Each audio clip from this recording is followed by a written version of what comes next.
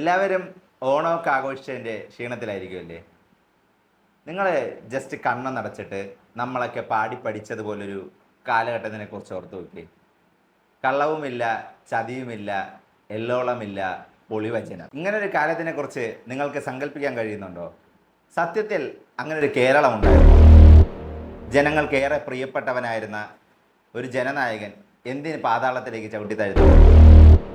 വർഷത്തിലൊരിക്കൽ ആ ജനനായകൻ്റെ തിരിച്ചുവരവാണോ നമ്മൾ ഓണമായി ആഘോഷിക്കുന്നത്?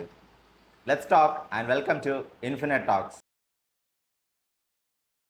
കേരളം, നമ്മൾ ഇന്ന് അഭിമാനത്തോടെ വിളിക്കുന്ന നമ്മുടെ സംസ്ഥാനം, സത്യത്തിൽ മഹാബലി ഭരിച്ചിരുന്ന കാലത്ത് കേരളം എന്നൊരു സംസ്ഥാനം ഉണ്ടായിരുന്നു, അല്ലെങ്കിൽ കേരളം എന്നൊരു സ്ഥലമുണ്ടായിരുന്നു. സംഘകാല സാഹിത്യത്തിൽ പരാമർശിക്കുന്ന കേരളം, ചേരന്മാരുടെ നാട്, ഇന്നത്തെ മലബാർ തീരവും മധ്യ ദക്ഷിണ കേരളവും കൂടാതെ തമിഴ്നാട്ടിലെ പടിഞ്ഞാറൻ ജില്ലകളായ കോയമ്പത്തൂർ, ഈറോഡ്, സേലം തുടങ്ങിയ സ്ഥലങ്ങളെല്ലാം ഉൾപ്പെടുന്ന വ്യാപാരം കൊണ്ട് ലോകമെമ്പാടും അറിയപ്പെടുന്ന സമൃദ്ധമായിരുന്ന ഒരു പ്രദേശം. പല ചരിത്രകാരന്മാരും പറയുന്നത് ആ കേരളം ഭാഷാപ്രയോഗത്തിൽ ക്രമേണ കേരളമായി മാറിയതാണെന്നാണ്.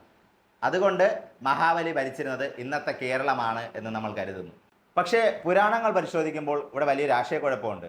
ഐതിഹ്യങ്ങൾ അനുസരിച്ച് മഹാവിഷ്ണുവിൻ്റെ 6ാമത്തെ അവതാരമായ പരശുരാമൻ തൻ്റെ മഴു കടലിലേക്ക് എറിഞ്ഞ് ആ കടല് പിന്നോട്ട് വലിഞ്ഞ് രൂപപ്പെട്ട പ്രദേശമാണ് പിന്നെ കേരളം എന്നറിയപ്പെട്ടത്.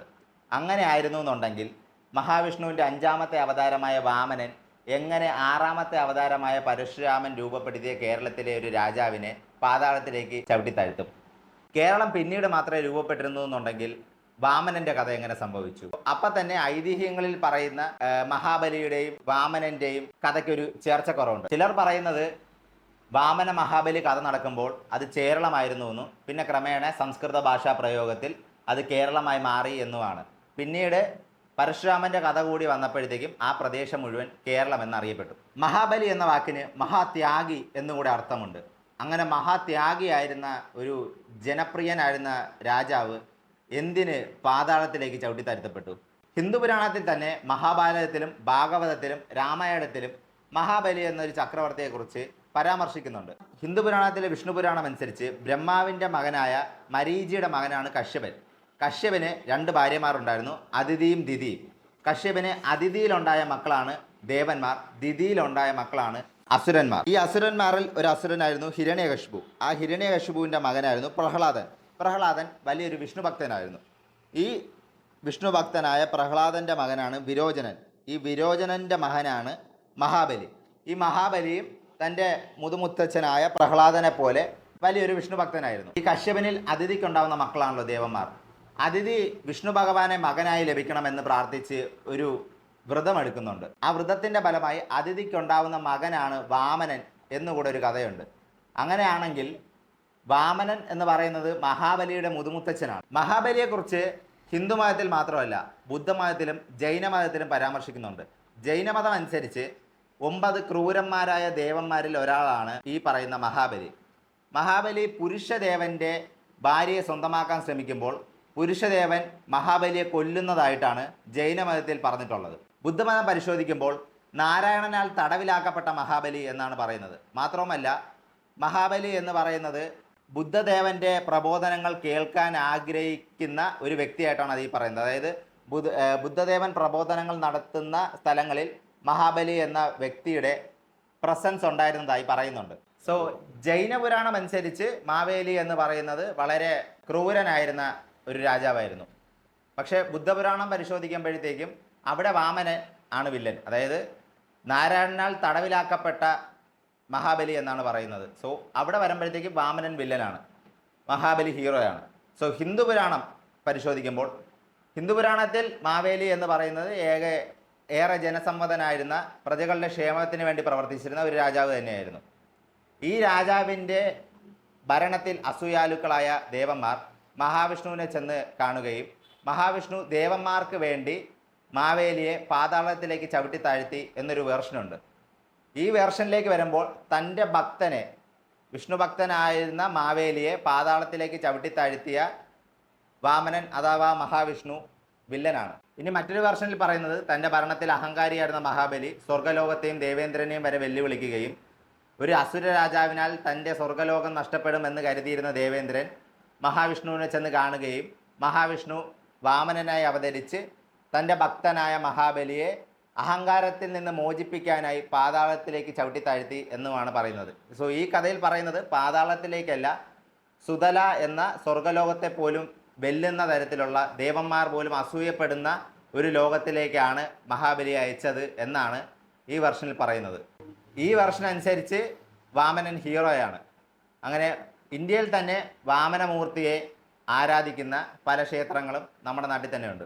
മൂന്നാമത്തെ ചോദ്യം, മഹാബലിയുടെ തിരിച്ചുവരവാണോ അല്ലെങ്കിൽ തൻ്റെ പ്രജകളെ കാണാൻ മാവേലി തമ്പുരാന്റെ തിരിച്ചുവരവാണോ നമ്മൾ ഓണമായി ആഘോഷിക്കുന്നത്? ചരിത്രം പരിശോധിക്കുമ്പോൾ നമ്മൾ ഇന്ന് ആഘോഷിക്കുന്ന ഓണത്തിന് ഏകദേശം 1700 മുതൽ 1900 വർഷങ്ങൾ വരെ പഴക്കമുണ്ട്. ഓണം എന്ന വാക്ക് പോലും കേരളം എന്ന വാക്ക് കേരളമായതുപോലെ ക്രമേണ ഭാഷാ പ്രയോഗത്തിൽ ഓണമായതാണ്. ഓണം എന്ന വാക്കുണ്ടായത് ശ്രാവണം എന്ന വാക്കിൽ നിന്നാണ്. ശ്രാവണം എന്നത് ഒരു മാസമാണ്. ആ ശ്രാവണം സാവണമാവുകയും സാവണം ആവണമാവുകയും ആവണം ആണമാവുകയും പിന്നെ അത് ഓണമാവുകയുമാണ് ചെയ്തത്. കർക്കിടകം കഴിഞ്ഞു വരുന്ന സമൃദ്ധിയുടെ ശ്രാവണ മാസത്തിൽ കർഷകർ വിളവെടുത്തിരുന്ന ധാന്യങ്ങളും സുഗന്ധദ്രവ്യങ്ങളും ഒക്കെ വാങ്ങാനായി റോമിൽ നിന്നും മറ്റുമായി വ്യാപാരികൾ കേരള തീരത്തെത്തിയതായി പറയപ്പെടുന്നുണ്ട്. ആ വ്യാപാരികളെ സ്വീകരിക്കാനായി വീടുകളൊക്കെ പുഷ്പങ്ങൾ കൊണ്ട് അലങ്കരിക്കുകയും പുത്തൻ വസ്ത്രങ്ങൾ ധരിക്കുകയും ഒക്കെ ചെയ്തിരുന്നു. ഈ വ്യാപാരികൾ വാങ്ങുന്ന വിളവുകൾക്ക് പകരമായി അവർ സ്വർണ്ണ നാണയങ്ങളാണ് കർഷകർക്ക് നൽകിക്കൊണ്ടിരുന്നത്. അങ്ങനെ സ്വർണ്ണ നാണയങ്ങൾ കിട്ടിയിരുന്ന സമൃദ്ധിയുടെയും വിളവെടുപ്പിൻ്റെയും ആഘോഷം ക്രമേണ പൊന്നിൻ തിരുവോണം എന്നറിയപ്പെട്ടു. ഇനി എഴുതപ്പെട്ട ചില കൃതികൾ പരിശോധിച്ചാൽ സി 2-ാം നൂറ്റാണ്ടിനും 3-ാം നൂറ്റാണ്ടിനും ഇടയിൽ രചിക്കപ്പെട്ട സംഘകാല കൃതിയായ മധുരൈ കാഞ്ചിയിൽ മധുരയിൽ ഇന്നത്തെ ഓണത്തിന് സമാനമായിരുന്ന ഒരു ആഘോഷം നടന്നതായിട്ട് പറയുന്നുണ്ട്. പക്ഷെ അതിൻ്റെ പേര് ഓണം എന്നല്ലായിരുന്നു, ഇന്ദ്രവിഴ എന്നായിരുന്നു. അതായത് ഇന്ദ്രൻ്റെ വിജയം, ഇന്ദ്രൻ്റെ വിജയാഘോഷമായിരുന്നു. അതിലെയും പ്രധാന താരം പുത്തൻ വസ്ത്രങ്ങൾ ധരിക്കുകയും സദ്യയും ആനപ്പോരും ഒക്കെ തന്നെയായിരുന്നു. അതേപോലെ തന്നെ സംഘകാല കൃതിയായ സിലപ്പതികാരത്തിലും ഒരു വിളവെടുപ്പ് ആഘോഷം, ചേര നാടുകളിൽ ഒരു വിളവെടുപ്പിൻ്റെ ആഘോഷം നടന്നതായിട്ടും ചേര രാജാക്കന്മാർ പ്രജകൾക്ക് സമ്മാനങ്ങൾ നൽകിയതായിട്ടും അവർ പുത്തൻ വസ്ത്രങ്ങൾ ധരിച്ചിരുന്നതായിട്ടും വള്ളംകളി നടന്നതായിട്ടും ഒക്കെയുള്ള രേഖകളുണ്ട്.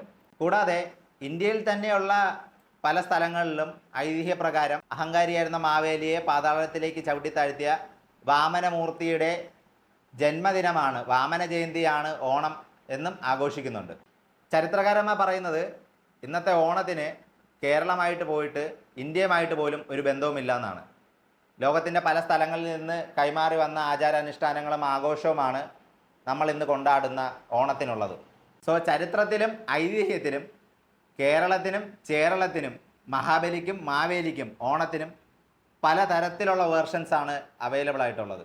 എന്തൊക്കെയായാലും ലോകമെമ്പാടുമുള്ള മലയാളികൾ ഇന്നും ഒരുപോലെ ആഘോഷിക്കുന്ന ഒരു ഉത്സവമേ ഉള്ളൂ, അത് തകർത്തോണം, തിമിർത്തോണം, മൂടോണം. Thanks for watching. Please like, share and subscribe. And it's Ram signing off from Infinite Talks.